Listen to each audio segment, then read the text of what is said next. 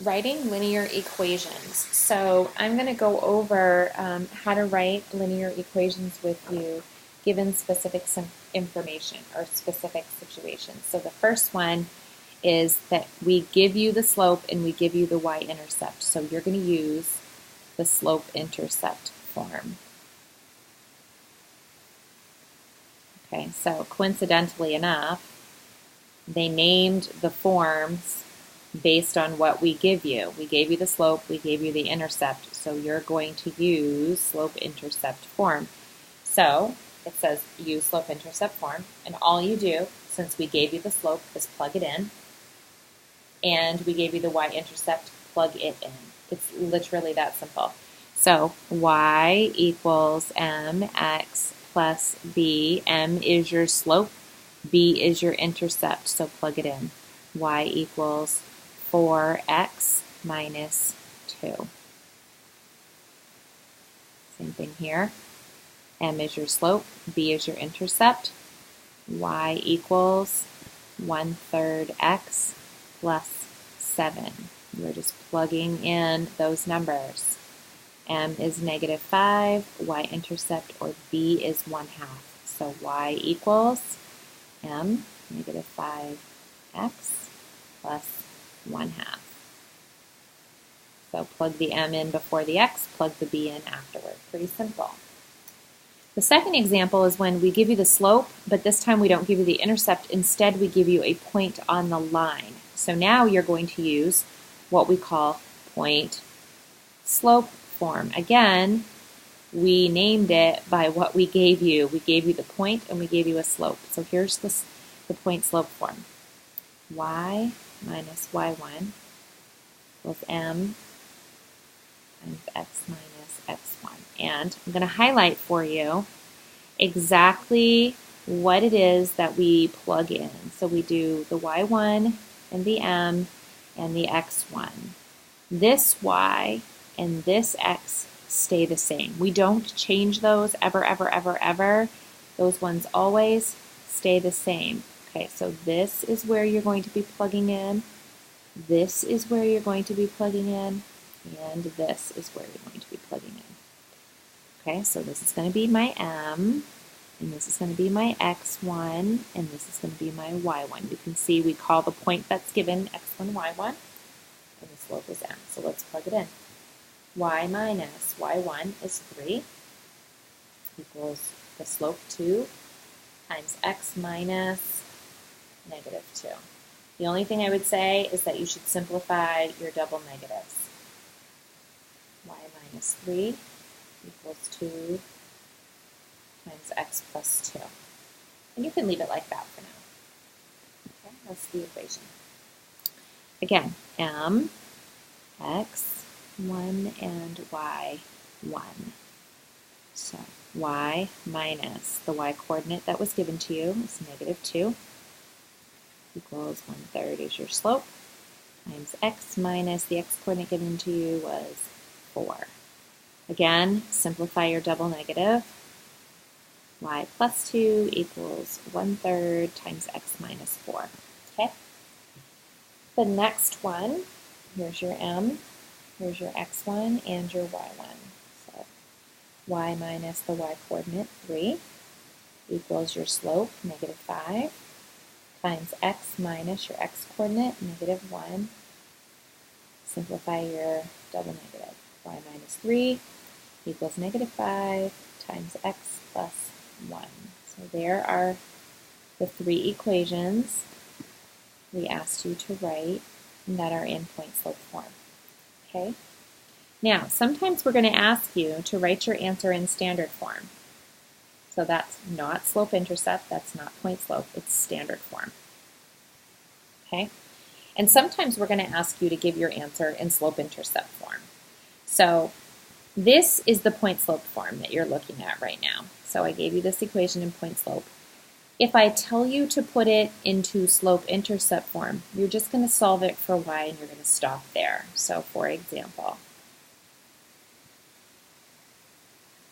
this is the equation we're starting with. If I say put it into slope-intercept form, that means that I want it to say y equals mx plus b. I want the y all by itself.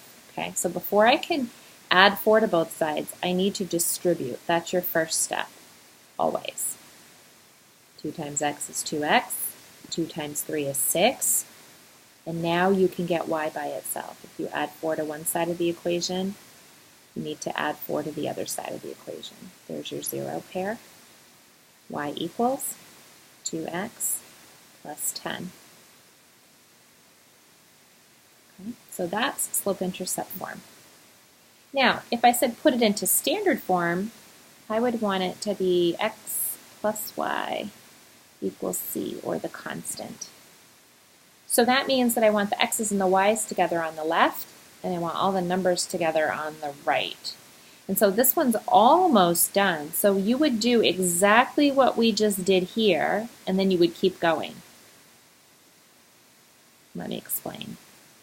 Start from the beginning. Step 1, distribute. Y minus 4 equals 2 times x is 2x, 2 times 3 is 6. I'm going to add 4 to both sides of my equation. Y equals 2x plus 10. And I'm almost done. I just need to get that 2x, so my x's and y's would be over here on the left, and my 10 will be over here by itself on the right. So I'm just going to subtract 2x from both sides, and it says negative 2x plus y equals 10, and now it's in standard form. X's and y's together on the left, constants or numbers together on the right. So when you have one of these equations and I say put it in slope-intercept form, you solve it, get y by itself, and stop. If I want it in standard form, you got to keep going all the way until you get everything together on the left, x's and y's, and numbers on the right. Okay. What happens when we ask you to write the equation of a line and all we give you are 2 points on the line? Okay. So this is a third situation. What do we do? So I just gave you 2 points on the line. So step 1, you're going to find the slope, and don't forget your slope formula. y2 minus y1 over x2 minus x1. That's the first thing you're going to do. Then you're going to put it into point slope form. Y minus y1 equals m times x minus x1. Let me fix that for you. It looks kind of funky right here. Okay, so y1. There you go. So you're going to, when you get ready to plug into that form, you're going to have to choose, you've got your slope because you're going to find it, and then you're going to have to choose which of those 2 points you want to use to plug in the equation, okay? So here are the 2 points that are given to us. This is an example, start to finish. So I'm telling you that these 2 points are on the line. Let's find the slope. y2 minus y1 over x2 minus x1. So 2 minus 5, negative 3. 2 minus 3, negative 1. Negative divided by a negative makes that a positive. So my slope is 3. Okay? So far, so good. Now, I know the slope is 3. I can either use the point 3, 5 as my x1, y1, or I can use my slope of 3 that I just figured out, and I can use the second point as my x1, y1. It doesn't matter. You choose. I'm going to do them both because I want to prove to you that it doesn't matter which one we choose. Y minus my y coordinate 5 equals slope 3 times x minus the x coordinate. Now if I solve this out, I'm going to distribute first. 3 times x is 3x. 3 times negative 3 is negative 9. Add 5 to both sides. Y equals 3x minus 4. That's using the slope that we found and the first point. Now if I use the slope that we found and the second point, what happens? Y minus 2 equals the slope of 3 times x minus the x-coordinate, which is also 2. I'm going to distribute y minus 2, 3 times x, 3x, 3 times negative 2, negative 6. Add 2 to both sides of the equation. Y equals 3x minus 4. As you can see, they are equal to each other. So it doesn't matter whether you use the first point or the second point. Okay, you can choose. So the question says, what happens if you use one of the points and someone else uses the other? You get the same line, doesn't matter. So doesn't matter. You get the same equation.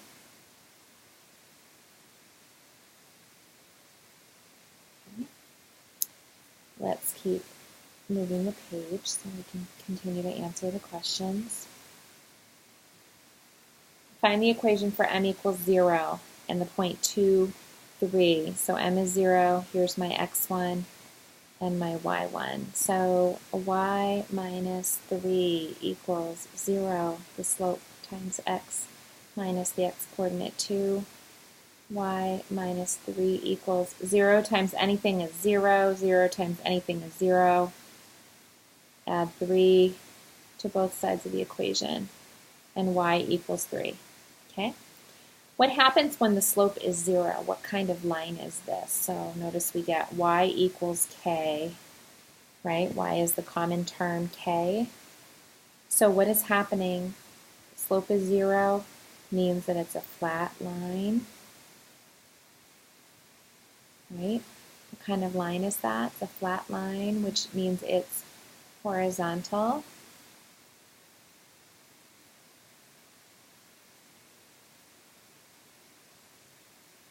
Okay, horizontal line. So if it's 3, I would go 1, 2, 3, and I would draw my horizontal line, y equals 3. No matter what I choose, x is 1, y is 3.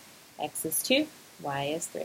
X is 0, y is 3. X is negative 2, y is 3. So it doesn't matter what I'm choosing for my x values, I have a line that no matter what, y is equal to 3.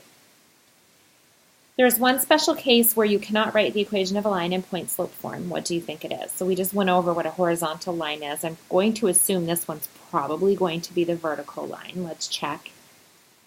Let's double check and make sure.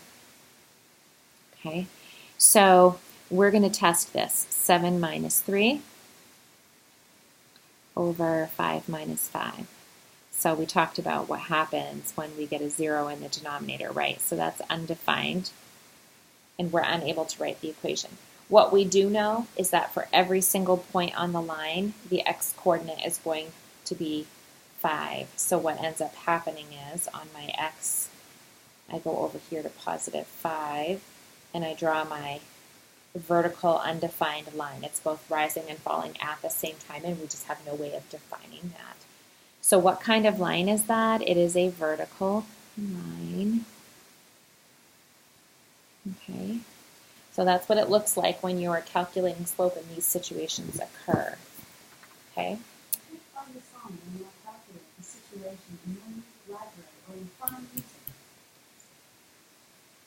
Okay, so parallel lines and perpendicular lines. We are just going to scroll. Parallel lines and perpendicular lines. So just to give you an example, I just want to make sure I'm looking. Okay, here we go. Parallel lines we know to be two lines that have exactly the same rise over run. Okay, parallel lines. Same slope. Right, the rise over the run is the same. So this might be the equation y equals 3x minus 1. Crosses at negative 1. Maybe this one's up at 3. So this one might be y equals 3x plus 3. So they have identical slopes, but different y-intercepts. So they cross the y at a different place, but they have the same rise and fall. They have the same slope, okay? Perpendicular lines are, I'm going to do these ones in a different color so this stands out for you, are two lines that meet at a perfect right angle. Their slopes are reciprocals of each other, okay? Slopes are reciprocals. Okay, reciprocals. 2/3 and -3/2. So when I say reciprocal, I don't just mean that you're going to flip the fraction over. It is also that the signs are different. Okay? So negative meaning opposite signs, and reciprocals meaning you flip them over. So opposite signs and flip the fraction.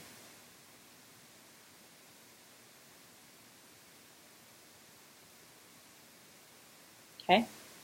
So an example might be, maybe this line is y equals 5/4 minus x minus 5. So it has a slope of 5/4, up 5/4, up 5/4, crosses down here at -5. That means this one has to have a slope of -4/5x. Okay, so 5/4, -4/5. Reciprocal slopes. Okay? So an example of each one, write the equation of a line that is parallel to 2y equals 3x plus 8 and also passes through this point. So if I'm going to make them parallel, then I need to make them have the same slope. Okay? And then this is going to be my x1 and this is going to be my y1. But in order for them to have the same slope, I need to figure out what the slope of this line is. And it's not solved yet. There's a 2 being multiplied by that y. So I'm going to divide everything by 2 just to get it all in its proper form. So I get 3/2x plus 4. So that's the slope. And if I'm writing a parallel line, I want it to have the same slope. So I'm going to use this for m, x1 and y1, and I'm going to say y equals, no, I'm sorry, I'm going to say y minus the y coordinate 1 equals 3/2 times x minus 2. Okay. And then over here, if I want it to be perpendicular, they need to have negative reciprocal slopes. Again, I got to know what the slope of this line is. I've got my x1 and my y1 because that's the point on the line, but I need the slope. So I have to solve this equation for y,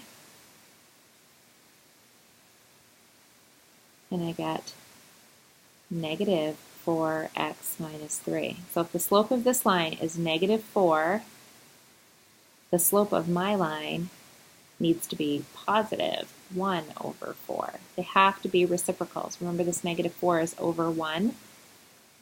So if I flip it over, I get 1/4. So I get y minus 0 equals 1/4 times x minus 0.